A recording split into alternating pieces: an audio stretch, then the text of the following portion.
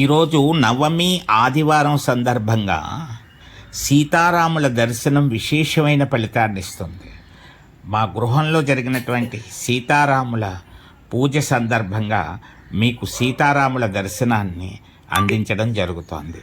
రామనామము పలకని నోరు నోరు కాదు, రామ మందిరము లేని ఊరు ఊరు కాదు, రాముని తలవని మానవుడు దానవుడే సుమా, దశరథ నందన పురుషోత్తమ జానకి రామ.